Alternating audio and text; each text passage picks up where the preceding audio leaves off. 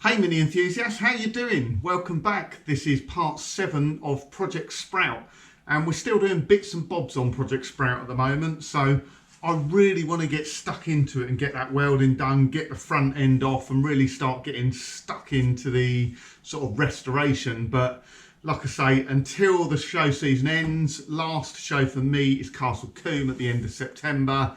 When that's done, both cars will get sawn. They get put away in the workshop and tucked over in a corner, and then we'll get Project Sprout in and really get stuck into the restoration. But for the moment, I'm just doing bits and bobs as we go along. This is another thing I need to sort out. It needs doing at some stage, and I might as well do it now. It doesn't involve getting too involved in stripping the car down. So, bit of an unboxing. Can you guess what it is? I will give you a clue, it's second hand, it come off eBay.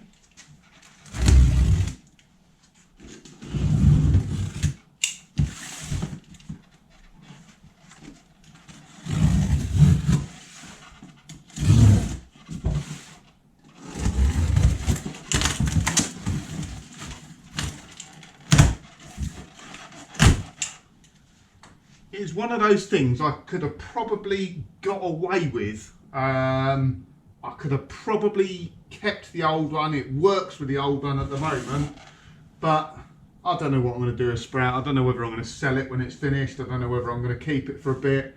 Either way, at some stage someone else will own it, and I don't want to pass on problems to them.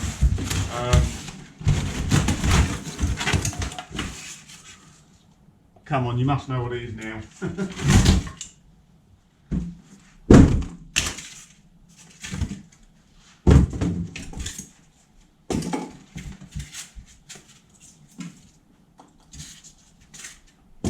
Reasonably well packed.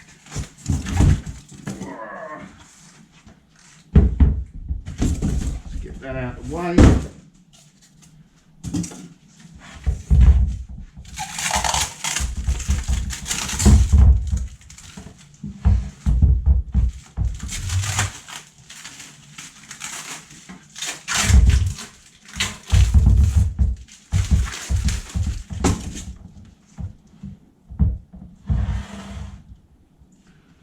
So there we go, what we have is an MPI mini fuel tank. It's a bare tank, so it's got no sender unit in it and it's got no fuel pump. So as you'd have seen in my early videos, I've got the fuel pump working again. But inside the tank on the Sprout at the moment, inside it's really rusty. It's quite manky inside. I know you can get stuff to put in the tanks to sort out the rust, but this one, as described, is like new inside. There's no rust in there at all. So, like I say, I don't want to pass problems on to anyone else. So, the tank works in Sprout, and I'm sure it'll continue to work. But at some stage, it's going to pick up all the crud that's in the bottom of that tank. I don't just want to flush it out because it's rusty inside as well. So I bought this second hand off eBay. The great thing about when you're doing a project like this or a restoration like this, I'm in no particular rush to get stuff done at the moment, so I can just look around for stuff for the best price. So as you know, I need to pick up an MPI heater at some point. I keep seeing them come up on eBay, they're like 135 quid. I'm not going to pay that for a second hand heater, so I shall keep looking, and fingers crossed, providing I can wait, I'm sure one will come up at a much better price. So it was the same with the tank. I was looking around, tanks going for 100 quid, 120 quid. Some of them had, you know, the sender and the pump in as well, but I don't need that. I just need the bare tank. This one was 35 quid. You know, can't complain about that. I did have to pay postage on top of that, so I suppose with postage it was just over 50 quid. So in my mind, that's not a bad price at all. And I'm really pleased with that. It's hard to tell from the photos, but it's better than what I was expecting it to be. A few differences on an MPI tank. So I actually think the filler neck is shorter on an MPI. Something to do with when it's in an accident. Older minis where the spout was longer, there was a risk of getting them caught up or smashed off or something like that. Aside from that, I think an MPI tank is probably the same as an FPI tank as well. So it's got the opening for the fuel pump on the top. So anyway, that's that for the moment. We'll cut to removing the tank now and we'll get everything swapped over. Right, so the first thing we need to do is drain out the fuel in the safest possible way. The fuel tank sender is actually faulty. So although it read an eighth of a tank when I first was trying to get it started, it was actually nearly full up because I put a can in and yeah, filled it up basically. So the tank's nearly full. I don't fancy taking it out for, I want to get as much fuel as I can out of it. Now probably the safest way of doing this and the easiest way, just disconnected the outlet side on the fuel injection pump, which is the one with the orange tag on it, and I've connected up just a bit of fuel injection hose straight into a green can, and all we're going to do is just go inside now, power up the fuel pump from the fuse box, and we're going to use the original car's wiring, the fuel system, to pump the fuel out the tank. So this inside bit is really easy. This is a fuel pump fuse here.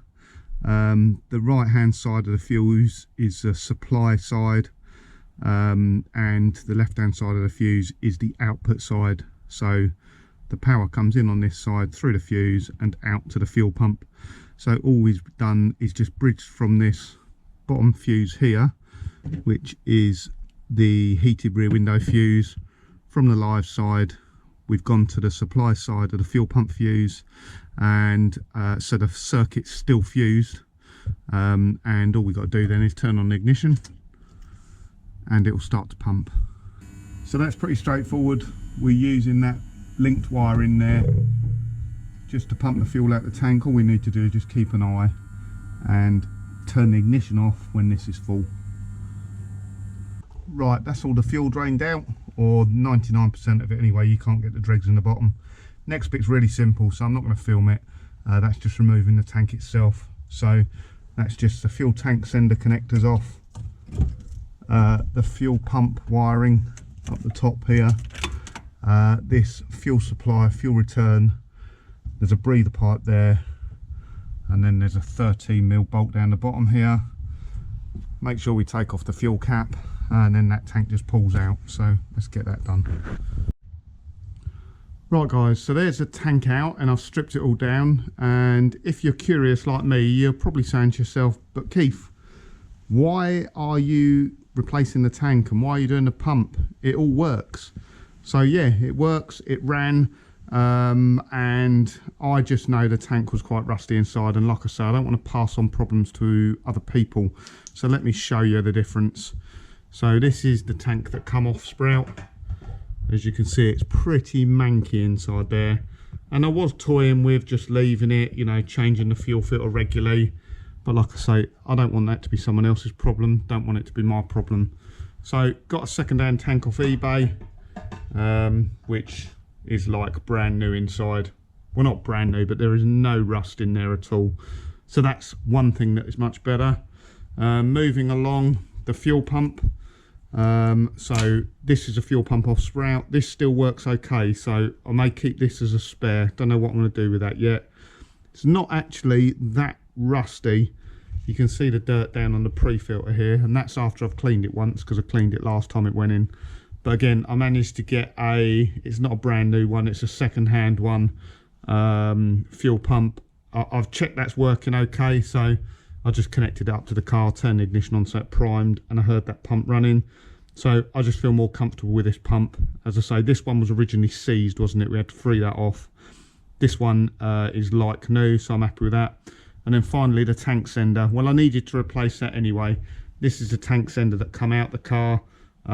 It's not seized, but it was just reading kind of an eighth full all the time, so that's knackered. But look how rusty that is.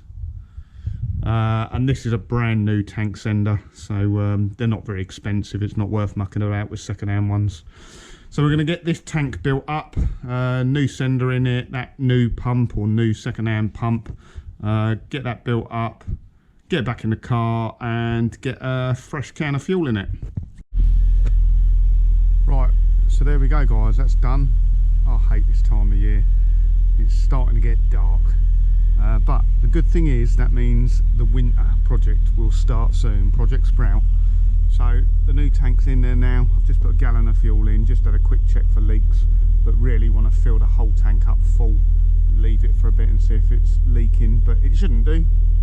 New rubber seal on the sender, yeah, made sure the seal on top was okay. So that's it, running on nice fresh fuel in a nice clean fuel tank. Probably the only other thing we'll do is put a new fuel filter on it as well. So thanks for watching this week guys, there'll be another update coming very soon.